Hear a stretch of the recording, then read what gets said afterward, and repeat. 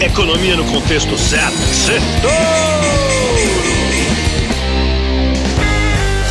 Boa noite, Brasil, ouvintes da Jovem Pan. Bem-vindos a mais um Sextouro, o resumo da semana econômica no contexto certo. E essa semana foi uma semana daquelas de vai e vem. Os Estados Unidos e a China chegaram a um pré-acordo depois de 2 dias de conversas em Londres. Mas não dá pra comemorar muito. O presidente Trump não só não deu detalhes, como ameaçou colocar tarifas unilaterais para vários parceiros antes do fim da trégua, que vai até dia 9 de julho. O Elon Musk recuou e disse que se arrependeu dos posts contra o presidente Trump da semana passada. A tensão no Oriente Médio voltou com força, com o conflito entre Israel e Irã ficando sério, bombardeio, ataque contra ataque. Isso fez o preço do petróleo disparar hoje na sexta-feira.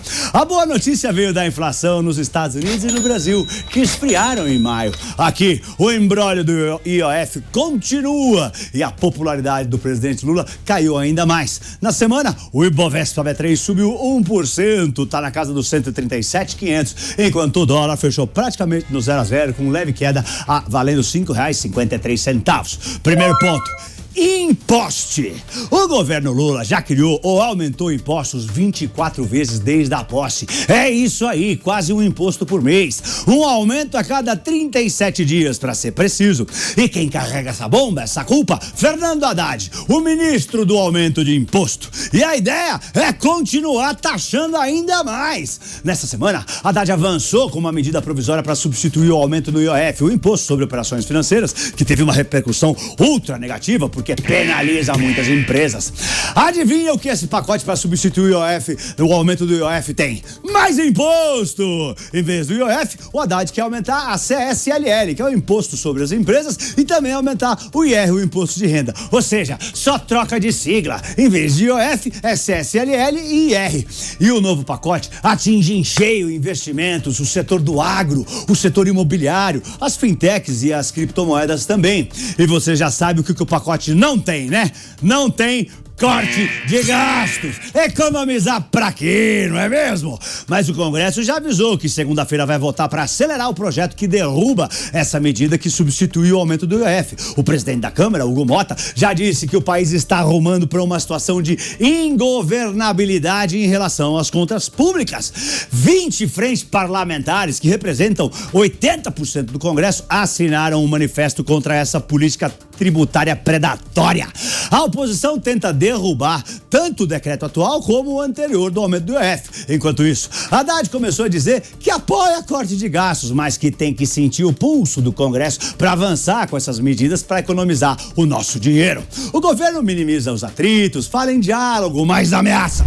Se o projeto da alta do IOF cair, vai ter suspensão de pagamento de emendas parlamentares. Sem ajuste nas despesas, sem corte na máquina pública, a conta salgada chega. E sabe quem paga? É sempre a mesma pessoa. Você! 2. Cesta básica paga mais imposto que Bet. Em meio à discussão de aumentar o IOF para bancar o rombo das contas públicas, o setor do varejo reclamou com força e com razão. Você acredita que produtos da cesta básica pagam mais imposto do que as apostas online? Parece mentira, mas não é. Enquanto a manteiga, o biscoito e o iogurte chegam a pagar até 36% de tributo, as casas de apostas, as bets, pagam só 12%. Estão tentando levar para 18%. O projeto alternativo ao IOF eleva o IR delas, o imposto de renda delas, para 18%, metade do imposto de alguns produtos da cesta básica. Para a Associação Brasileira de Supermercados, isso sim é injustiça social. O presidente da Abras, João Galassi, defende que os alimentos tenham tributação zero e que as casas de apostas paguem 50% de imposto, porque hoje quem aposta paga pouco e quem consegue comer paga caro. Excelente iniciativa, João. Terceiro ponto: popularidade de Lula derrete ainda mais. A reprovação do governo Lula subiu ainda mais e chegou a 40%, segundo uma nova pesquisa do Datafolha divulgada ontem, quinta-feira. É o maior índice de rejeição desde o início do mandato. A aprovação também caiu mais um pouco, de 29% para 28%, e só 37% dos brasileiros dizem confiar no presidente. O clima é de desgaste. A base popular ainda segura Lula no Nordeste, mas no Sul, Sudeste e Centro-Oeste, a crítica só aumenta. O abismo entre a aprovação e a rejeição agora é de 12 pontos percentuais. É uma diferença daquelas. Ruídos do fiscal e o desgaste político ajudam a explicar a queda de popularidade. Além do caso do Pix e do escândalo do INSS, outros episódios recentes também contribuíram para desgastar ainda mais a imagem do governo, até na própria base aliada, como, por exemplo, o embate da primeira-dama Janja da Silva e o líder chinês Xi Jinping durante uma viagem oficial que causou desconforto na diplomacia, ou o recuo do governo no aumento do IOF após um monte de reação negativa do mercado. É isso. Quarto ponto. Argentina com a menor inflação desde a pandemia.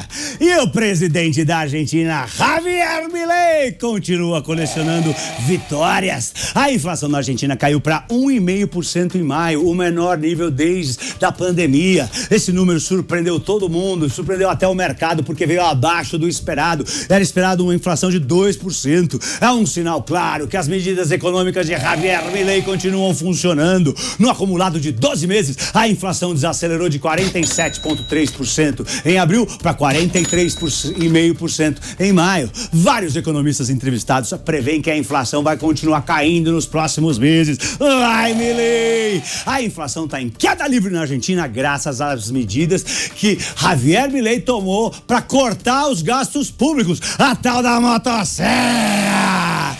E também por conta de uma queda brusca na emissão de moeda. Não estão mais imprimindo dinheiro na Argentina, em linha com um acordo de 20 bilhões de dólares com o FMI.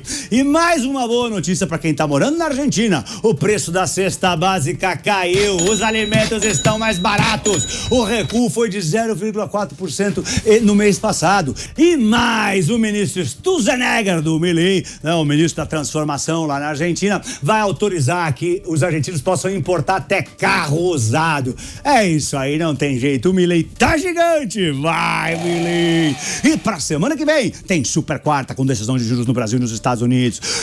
Tem decisão de juros na Inglaterra e no Japão também. Quinta-feira é feriado aqui e nos Estados Unidos. Eu sou Pablo. Boa noite e um lindo fim de semana em família. Ai, Torinho! Ai, Torinho!